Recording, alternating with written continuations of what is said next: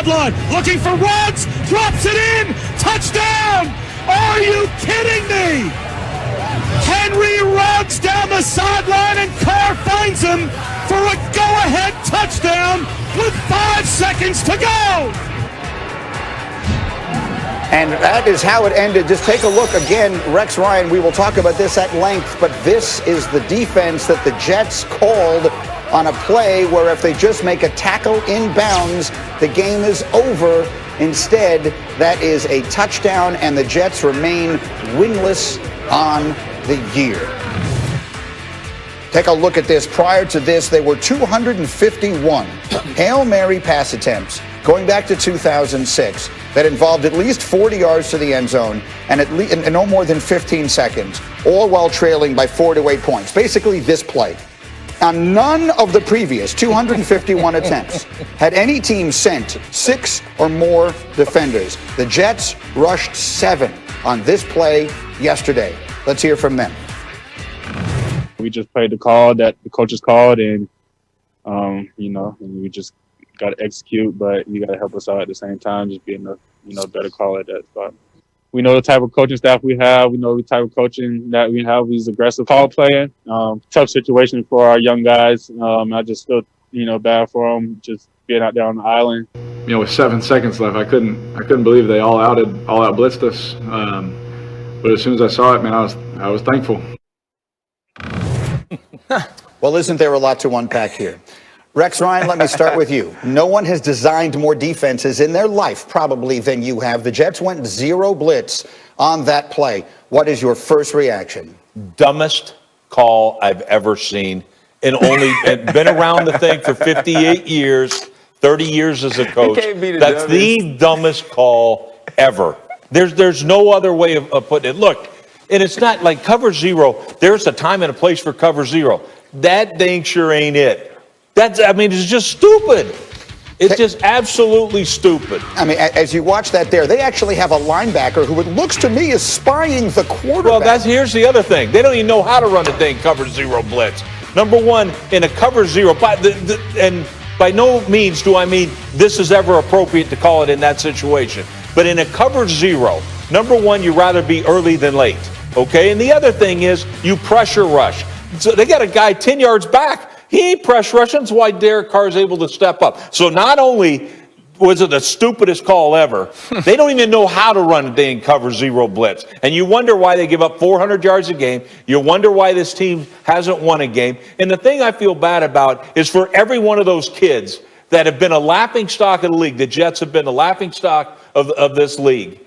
And for you to put those kids in that situation, to take the moment away from them, a win after all their hard work, that's just ridiculous. And look, Ryan and I differ in this. We both know Greg Williams, so, I mean, his take on Greg is, we all know this cat. He's the biggest ego. Look, I got a big ego, but I'm not stupid that way. Yes, I have an ego, and I will try to knock the hell out of your quarterback, but I'll beat your protection. I don't have to run cover 0 every snap like this cat. So Greg Williams is who we're talking about, to be clear, is the defensive coordinator for the Jets, and he is basically the head coach of the defense. Adam Gase has next to nothing to do with it. This has to be said before, RC, we hear about your thoughts on the play. It has to be brought up, if only because it was all over Twitter immediately yesterday. Dan, the Jets are a team that it greatly benefits to lose rather than win. The word tanking was all over this yesterday. Did the Jets tank that play? No, the Jets did not purposefully tank that play. This is ignorance over malice. I mean, this is what happens when you have an ego. This is what Greg Williams does. I've seen this time and time again with Greg Williams. He does not care the situation. It's a dumb play call, like Rex said, but this is what he's always done. This is 2 years ago, a very similar situation. And if you 4th and 10, if you give up a 15-yard completion, you have a 1-point lead, game's over. It worked this week. I remember watching on television people praising this decision, that he forced the issue, that he wasn't going to let sit back and let the Hail Mary or the chunk play become a completion. It just is an ego thing. This is what Greg Williams always do. Guys, 2011, I was playing for the Colts. We were down playing the Saints. We were down 49-0. 49-0. It's the last play of the game.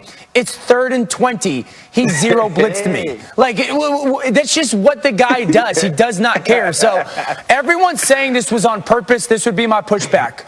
on purpose would be something random, right? That's something that stood out that had not been seen before. This was part of their plan. It always has been. It always will be with Greg Williams. Stupid play call, but it's not tanking. RC? And listen, and Rex kind of mentioned it earlier, I really like Greg. If not for Greg Williams and this kind of personality and this type of attitude, a dude that was working for the Tiger Athletic Foundation in 2004 on July 28th and then picked up by Washington on July 29th doesn't become the starting free safety next to Sean Taylor in week 4. But because he doesn't care, because it's just like, you know what, I'm going to play and do the things that I like, this is kind of what you get.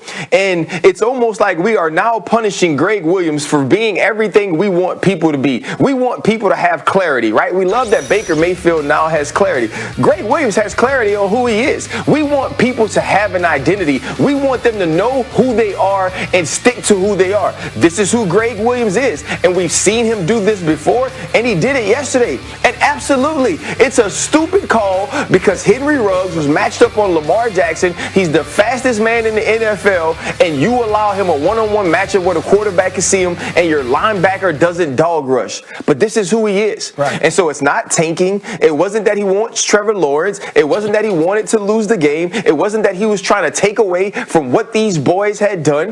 What he was doing is saying, this is the way I end football games in this situation, and this is the way we are still going to end it. No matter who's on my team, no matter the fact that we haven't won a game and this may cost us, I'm going to go out being who Greg Williams is. And it just didn't work.